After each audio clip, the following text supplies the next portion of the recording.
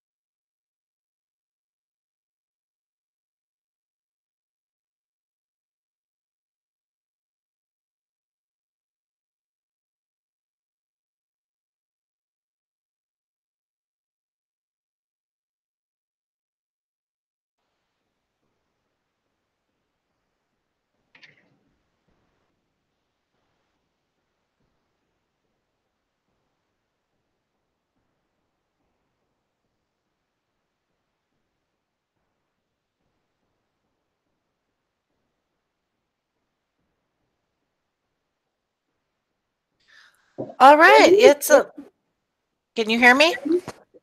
I can hear you. Okay, can you good. Hear me? Yes.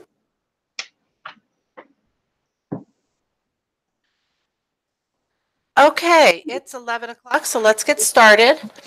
Hello, everyone, and welcome to, what are we doing? Why integrate technology? I guess it would be helpful if I changed the slide. So welcome to Why Integrate Technology, being presented by the infamous Tina Height. My name is Kristen Waring. I'm with the New Mexico DELT team, and I will be moderating the webinar today. Before we begin, there was a sign-in link up on the screen. I'm going to ask you to hold off if you haven't already and sign in at the end of the session. And I will put the sign-in link up on the chat towards the end. So make sure you do that so that you can get credit for being in our presentation. Also, if you have any questions during the presentation, please feel free to enter them in the chat box at the right. We will hold off until the very end to ask any of those questions of Tina and give her an opportunity to answer them. And also, if you would just go over to that chat box now and enter your name and the program that you're with, that would be wonderful so we know who's joining us today. Or if you're not with a program, maybe just where you're from. That works too. So if you are not watching this live, please disregard the previous message.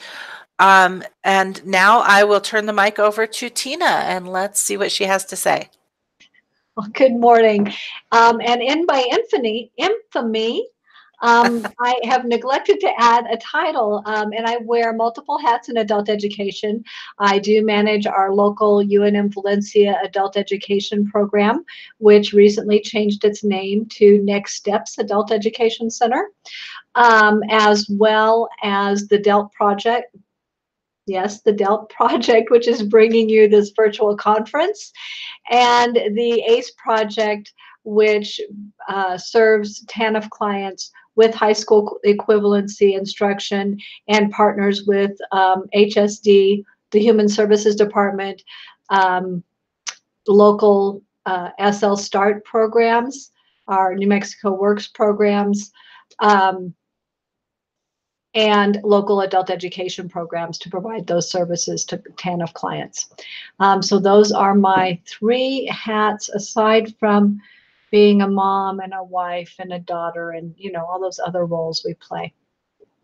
So moving forward, the reason you're here is why integrate technology in adult education. So I've been doing this for a while. And some of the things that I hear are, my students don't need it, they don't want it, why do I have to do it? So here are a few of the things that I've heard. If you want to add some things in the chat, I'm going to ask Kristen to interrupt me if necessary to add a few things that maybe I haven't caught. So go ahead and type those in the chat, but I'll keep moving forward and we'll add them if necessary. So I've heard, my students learn better with paper and pencil. I've also heard, my students don't have computers. There's no internet available for my students. And one of the things I didn't put on here is that they are afraid of computers and don't want to use them. So how do you respond to these issues? And again, you are welcome to add some of your potential responses into the chat. Once again, if Kristen needs to add something, she will interrupt me and let me know what other issues we should address. So how do I respond to, my students learn better with paper and pencil? Maybe you think they learn better with paper and pencil because that's all they've ever done. And because I'm kind of interested in learning theory and learning psychology, I know that our brain processes things differently. Even just the difference between writing on paper, looking down, and writing on a board, for all of you instructors who write on the board, it's a different brain process. So our brain has to make different connections. It's also a different process when we are learning writing things on paper and we're learning using the mouse and the keyboard, having our eyes up, looking at the computer screen. It's a different brain process, and so we get different connections in our brain. So while that may absolutely be a true statement that they learn better with paper right now, they are going to encounter times when they need to learn using the computer, or they're going to take a test that is on the computer. And we are doing them a disservice by not helping them learn on the computer so that they can do better. My students don't have computers, and that may be true, but we are finding that more and more of them either have a computer or a tablet or even a smartphone. And if they don't have a personal computer, they typically have access. When I do informal surveys of our students, I ask how many have a computer. We have 75% of the hands in the room go up. How many of you have access to a computer if you don't have one at home? The rest of the hands go up. Occasionally, we get 1 or 2 people who say, I really just don't have regular access to a computer. But they are willing to do so. So we have computers excuse me, in our center that they can access. There are computers at libraries that they can access should they choose to invest in their own computer. We're doing a lot of work right now with Chromebooks that are very, very affordable. They range in price from $100 to $200. So the ones we recently bought for the program were $200, right around $200. And students can usually come up with that or find somebody, you know, if your parent asks you, what would you like for Christmas? Buy me a Chromebook. So there are ways to access that technology. The other thing that we are working on with the Chromebooks is being able to check them out. And through the ACE program, our funding agency, which is the Human Services Department, has authorized us to check them out to students to take home. We have a management system to ensure that those come back. So DELT is willing to support you with that if that's something you would like to do. So the Chromebooks have worked really well for our students who don't have computers. There's no internet available for my students. And this is a tough one. Sometimes in rural areas, students go home and there's no cell signal and there is no reasonable internet available. Even my house, which is not far from a major highway, I can't get cable internet. I have to use a satellite. And it is much more expensive than having Xfinity. So I completely get that. But there are public access internet places. So most of us think of Starbucks right away, but Wi-Fi is also available at public libraries. I don't know of any public library that does not provide Wi-Fi or even computers. They have computers available for public use.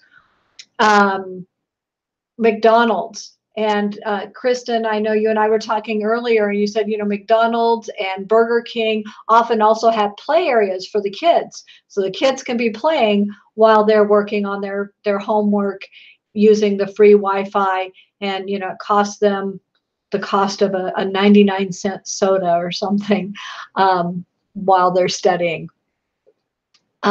So internet is available at most public schools. There's guest Wi-Fi, and at public universities.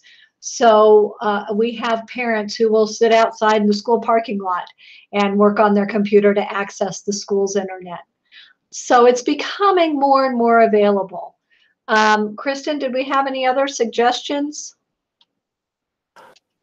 My suggestion was to see if there was a citywide internet available. I know that Las Lunas has a citywide free Wi-Fi access.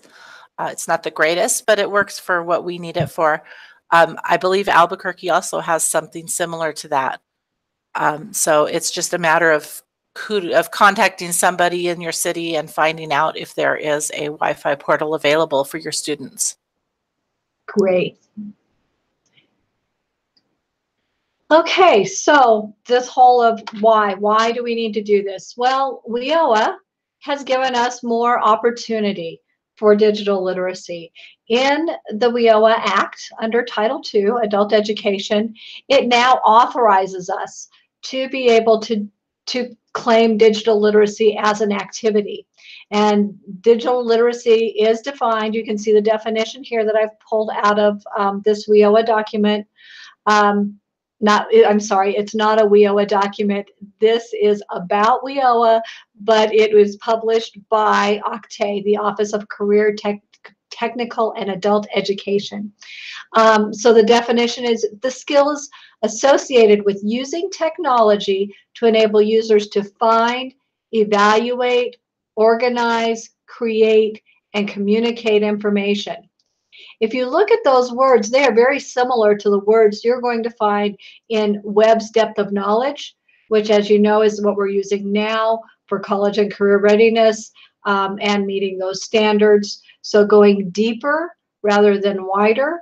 So students need technology to be able to do these things. And in the little side term here, we also do workforce preparation activities. And this leads to our IET, our Integrated Education and Training. And so our workforce preparation activities are activities, programs, or services designed to help an individual acquire a combination of basic academic skills, critical thinking skills. The most important here are those digital literacy skills, self-management skills, and the competencies in utilizing resources, using information, working with others, understanding systems, and obtaining skills necessary for successful transition to completion of post-secondary education or training or employment. So just a very quick story about my experience with technology and education.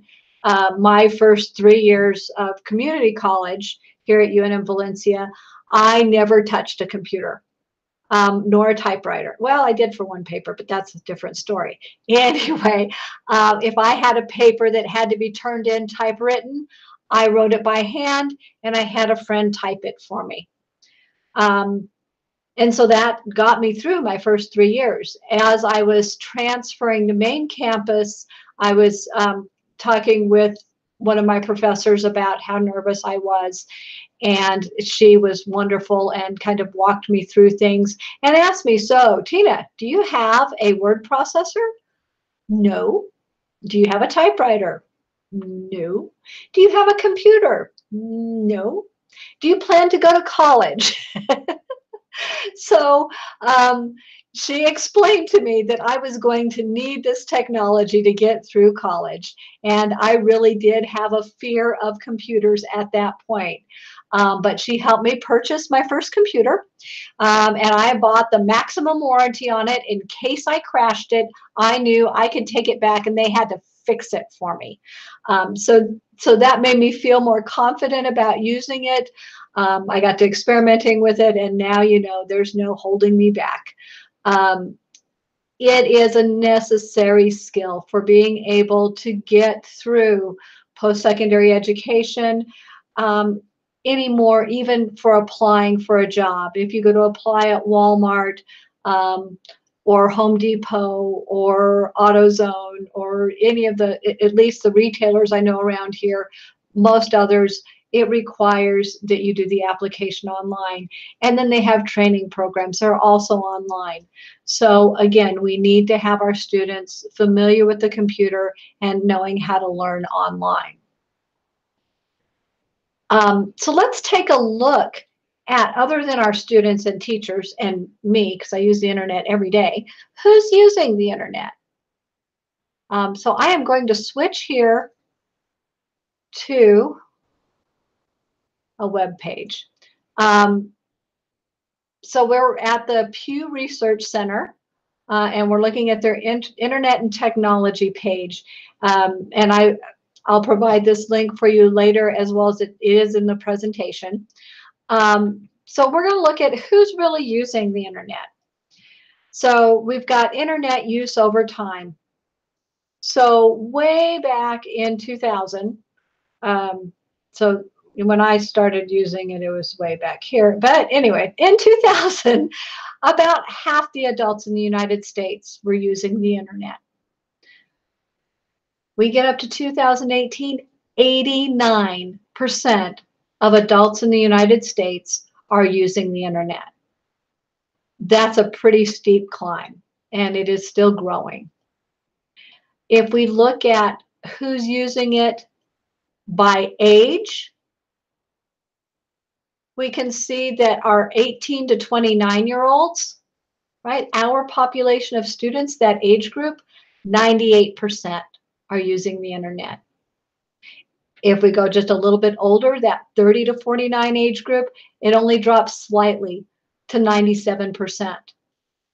So the age groups that we're serving, the vast majority of them are using the internet. If we look at who's using it by race, race doesn't seem to have a significant impact. Gender also does not have a significant impact.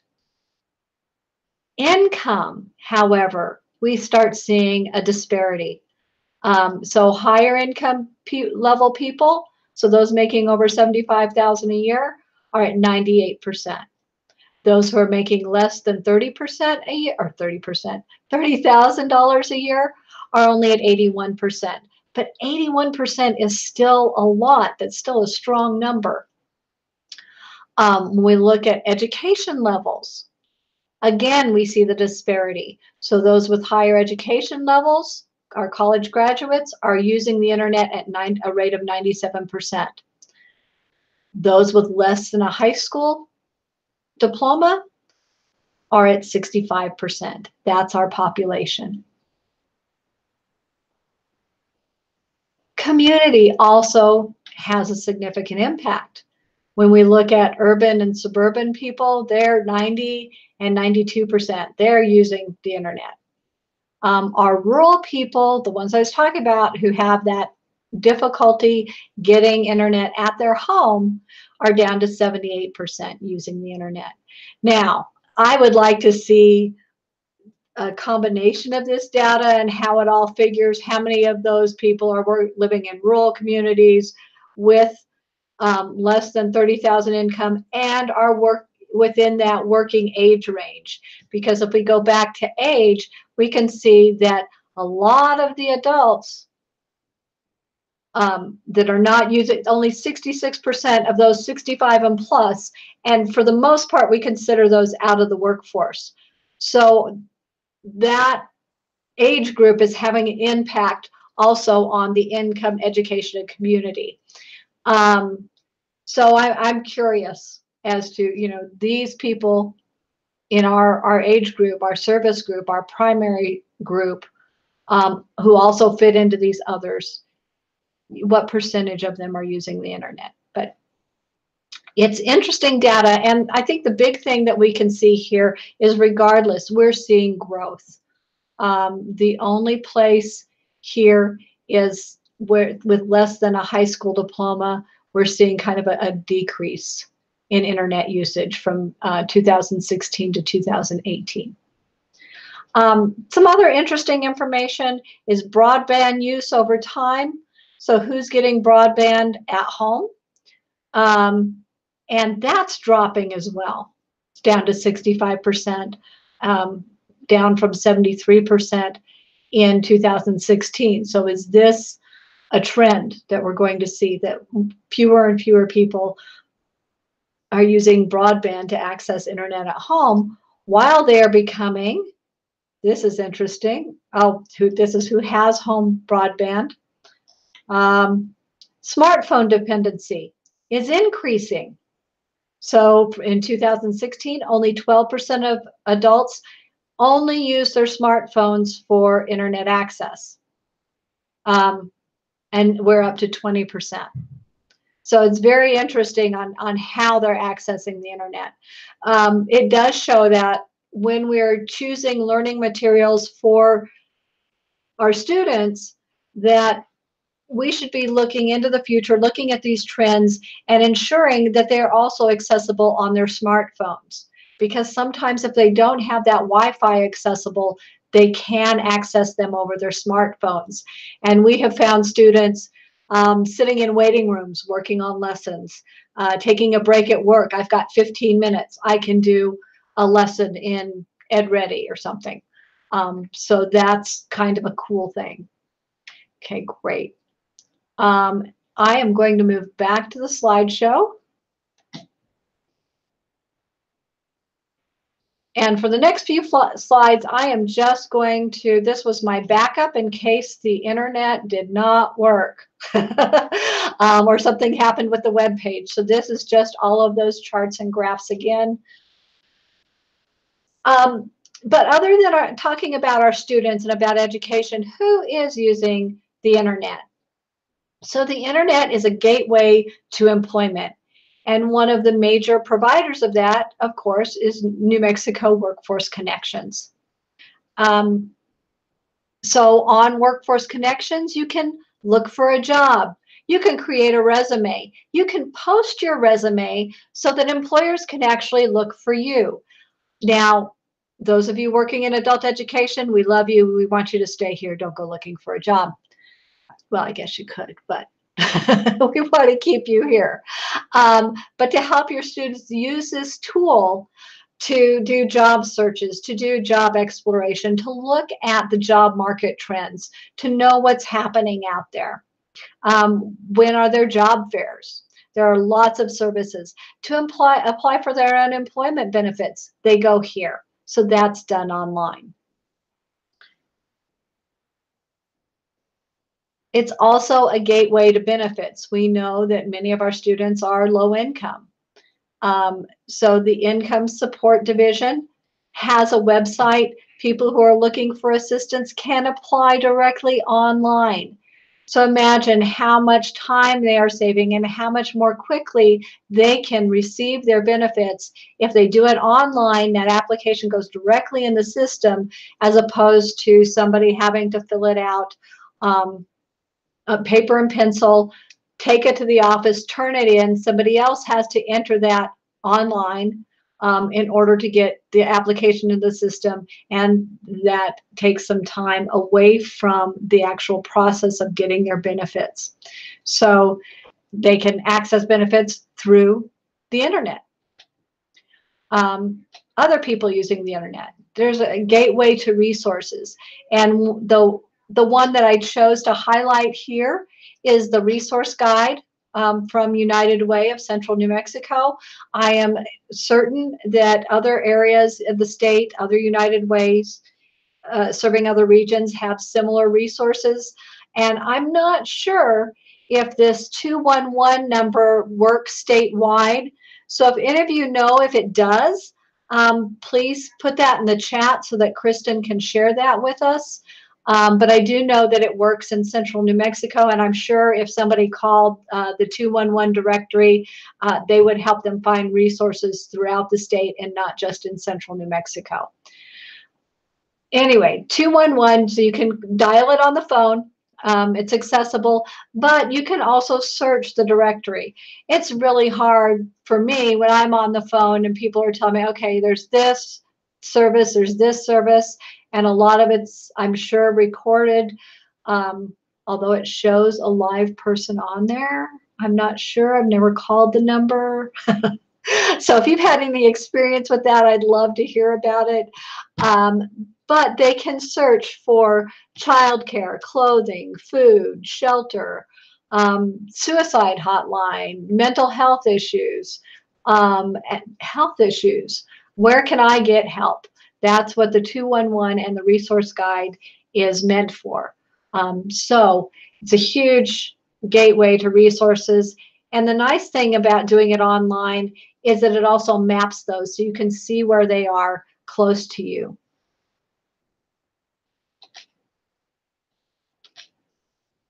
The internet is also a gateway to education.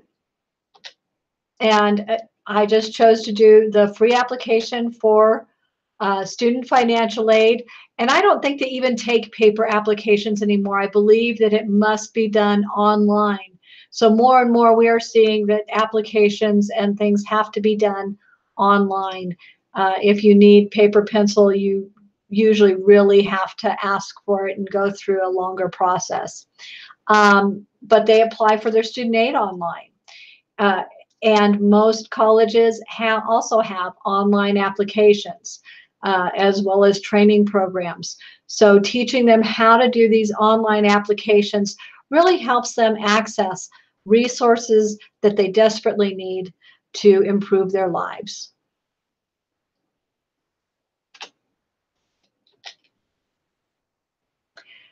So in narrowing that digital divide, in the late 90s, early 2000s, I mean, we talked about how huge the digital divide was. And we can see now that it's narrowing and narrowing and narrowing. So when I started talking about using technology in the classroom, and I presented at a NMEA conference in 1999 on integrating technology and made sure that it wasn't just computers. because not everyone had access. And there was a lot of discussion about the haves and the have-nots. If you're using computers and they don't have computers at home. And we can see in the data that we looked at from Pew Research Center, that divide is definitely closing. And if we are not, my quote, helping our students effectively use technology, we are keeping them from valuable resources. There is so much out there, so much information, and so many resources that they could have access to if we teach them how to use the technology appropriately and effectively. I would even go as far as to say, if we're not teaching them to use the technology tools that their employers are going to be using, that they need to use to access resources and information, we are robbing them. So digital literacy is no longer an option. It's a necessity to compete and to participate in our community.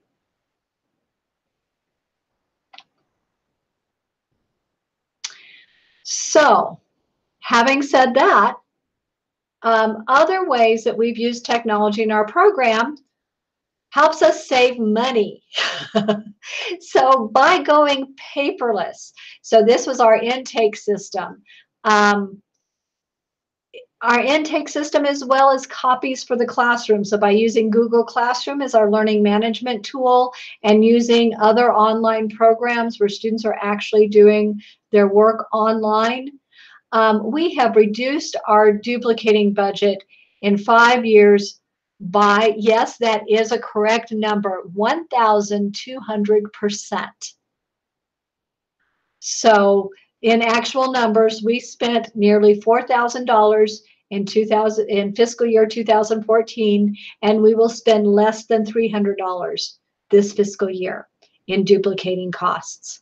So that's $3,700 that we can take from that budget and put it into instruction.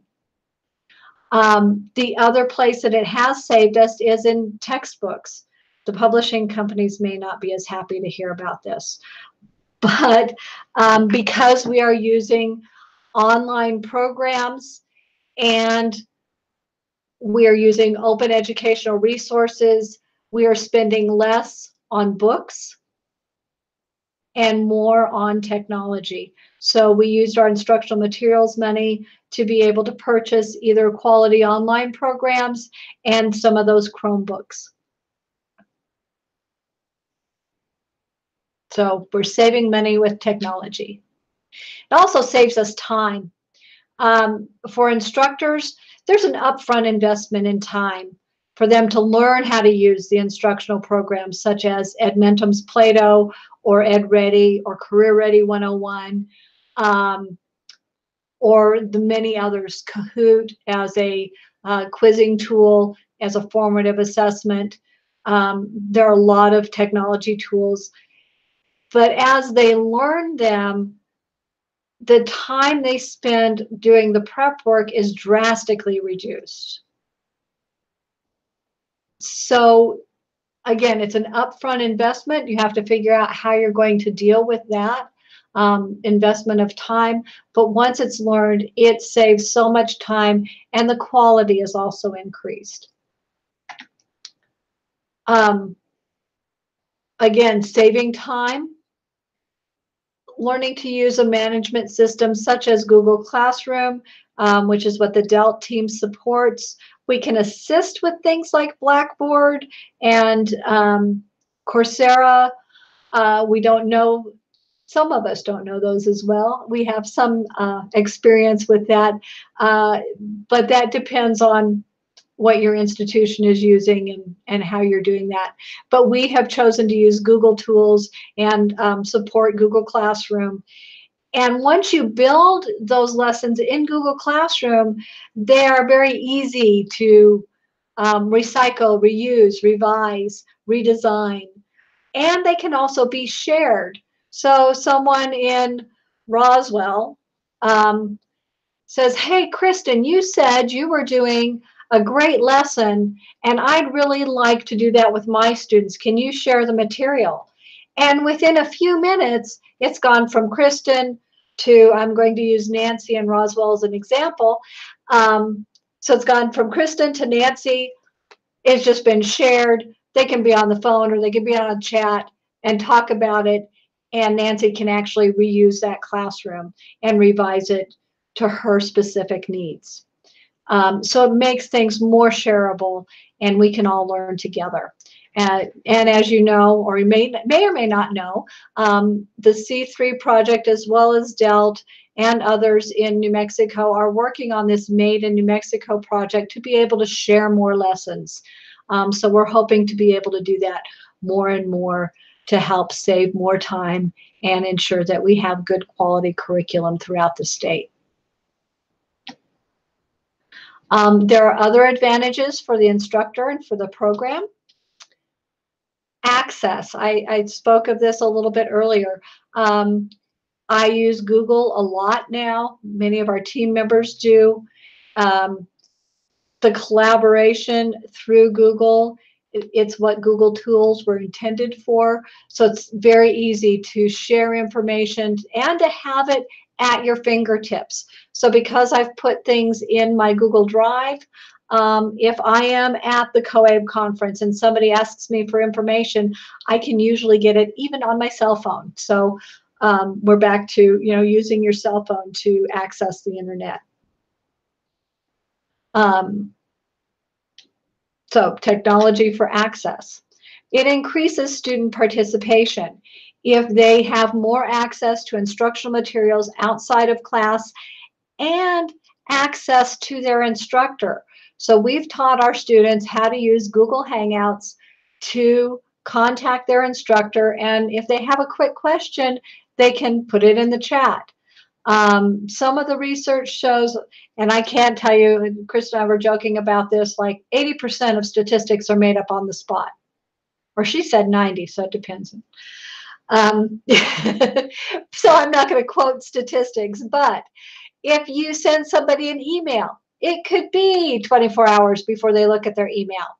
And sometimes they overlook those. Phone calls. If you call somebody, if you call our students anymore, they look at the cell phone, they don't recognize your number, they don't answer. You leave a voicemail, they may or may not check that and they may or may not get back to you. Or if I'm not in my office, I don't answer my phone. So phone calls, you may get an immediate response, you may not. But text messages, and Google messaging is similar to a text message, people will check those typically within 15 seconds. So if you need to get a hold of somebody right away, using Hangouts or using text messaging really is an effective way to get their attention. So students can use Hangouts to talk with their instructors, they can talk with each other, so it keeps them participating in the program. I have had students send me a Hangout while they were in class and they had an issue with a teacher or something. There was something going on there. There was a question that they needed answered right then, and rather than disrupting the class, they sent me a quick message and it was done. So student participation, record keeping. When you're using technology, and I'm going to go back to Google Tools, Google saves everything. So you don't have to worry about keep hitting the save button or your computer crashing and losing your information. But keeping those records, it's there. Your students do the work online using Google Classroom, and HED comes to monitor your program with their site visit. And they say, do you have any student work we can see? You can pull it up online. Each student has a drive, a Google Drive, and if they've given you access to it, which we ask our students to share that. If they've done it within Google Classroom, we already have it shared with us, and there's their student work. We recently had an open house, it was just on Wednesday, where some of our students shared with the community the slide showed presentations that they had prepared as a part of their class, and it was their career plan. So they've done slideshows. We can post them either on the internet or just have them available on the computer, and we can showcase their work. We've also worked with our instructors to learn how to enter their own attendance into LACES. So by providing training and coaching and support for our instructors, instead of sign-in sheets, and we still do some type of sign-in, but instead of those paper sheets turned into our data person who then has to decipher them and enter them into LACES, and it's all put on one person, each instructor is responsible for entering their own attendance with documentation, so that we have that. So it saves time for our data person to be able to do more, and to work with our data more. I can't think of what else I can say about record keeping. Communication. Wow, I talked a lot about that with the student participation, but communication among our staff as well. In Google Hangouts, we have created a group for our adult education staff. And it's been a few years now since anyone's actually called in sick. If they can't make it to work, they send a message in the chat. And now not only do I get that information, but the entire staff does. And if there is something we need to cover, everyone works together to do that.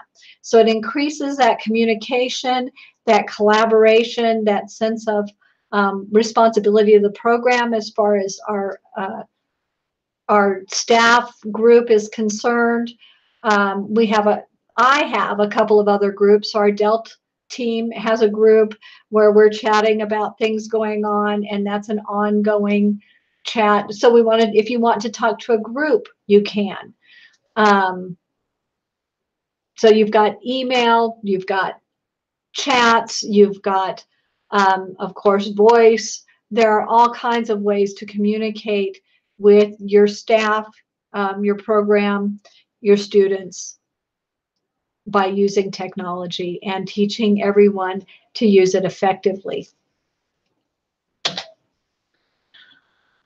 And so that is the end of the information I have for you. Feel free to contact me. I do have a phone number. I still answer the phone occasionally. You can send me an email at my NMDELT email, which is tina@nmdelt.org. Or you can find me on Google Hangouts using that email address and send me a message. I'd be happy to chat with you. And Kristen, do we have any questions? All right, we don't have any questions today. I think you covered just so much information, a lot of stuff, and that was really valuable for everybody. So moving on, let's just say thank you for joining us today. We really appreciate you taking time out of your day to be here with us. And before you end, I have a couple of announcements. First, I would like to ask anybody that is in the presentation, if you haven't already done it, to please be sure to go to signin.nmdelt.org and sign in so that we can know that you were here with us today. Also, let's see, I want to just remind you about our monthly webinars or Tech Talks. We have our ELL webinar coming up with Dawn and Jamie and Monsi. Dawn and Monsi and Jamie. Jamie's the moderator.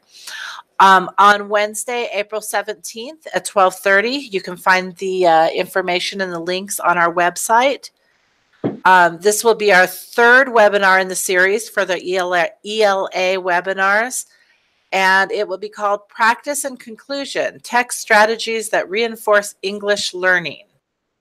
We will also be having a tech talk for the adult ed track. However, I don't have that information yet. So be looking at our website at nmdelt.com or .org, forgive me, www.nmdelt.org to find information about that. And that's all I have today. Notifications will be sent out on the listservs And if you have any questions, please feel free to let us know.